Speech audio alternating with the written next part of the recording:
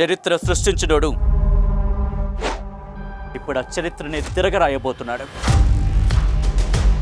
అబద్ధాల గోడల్ని బద్దలు కొట్టి నిజాలను రాగా మీ ముందుంచబోతున్నాడు. నిజమైన వార్తల కోసం వెంటనే డౌన్లోడ్ చేసుకోండి రా యాప్ని. గవర్నమెంట్ పార్టిసిపేషన్తో తేవడం జరిగింది.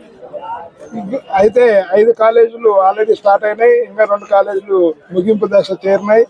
ఇంకా మిగతా 10 కాలేజీలు పీపీపీ విధానంలో తెచ్చి పేద బడుగు బలహీన వర్గాల ప్రజలందరికీ నడ్డి పిలిచే విధంగా ఈరోజు చంద్రబాబు నాయుడు ప్రభుత్వం ఈరోజు పీపీ విధానం అమలు చేస్తూ ఉంది. పీపీ విధానం వల్ల ఏమవుతుందంటే పేద ప్రజలు ఎవరైతే వైద్య విద్యని అభ్యసించాలని ఆశిస్తారో వాళ్ళకందరికీ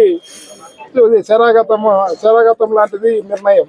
ఎందుకంటే పేద బడుగు బలహీన వర్గాల వారు ఎంతోమంది బాగా చదివే వాళ్ళు ఉన్నారు. వాళ్ళ కోసం కూడా వైద్య విద్య అయితేనేమి, మెడికల్ కాలేజీలు అయితే సూపర్ స్పెషాలిటీ హాస్పిటల్లో గవర్నమెంట్లోనే మనము వైద్యం చేసుకునే విధంగా ఇక్కడ ఆరేకల్ దగ్గర మెడికల్ కాలేజ్ తేవడం జరిగింది.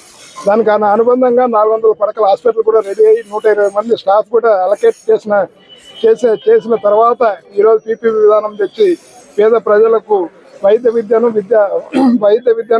వైద్యంను దూరం చేసిన ఘనత చంద్రబాబు నాయుడు.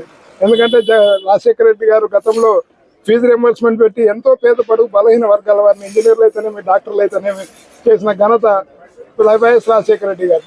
అలాగే ఈరోజు జగన్మోహన్ రెడ్డి గారు 2 అడుగులు, మా నాన్న కొద్ది 2 అడుగులు ముందుకు వేసి నేను ఇంకా ఎక్కువ చేస్తానని చెప్పడం జరిగింది.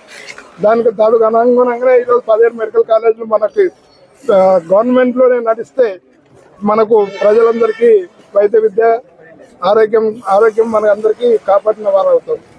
అందుకే ఈరోజు దానికి వ్యతిరేకంగా ఈరోజు జగన్మోహన్ రెడ్డి గారు కోటి సంతకాలు పిలిచి ఇవ్వడం జరిగింది. ఈరోజు మా వైఎస్ఆర్సీపీ పార్టీ అధ్యక్షులు జగన్మోహన్ రెడ్డి గారు చెప్పిన మాటల వలన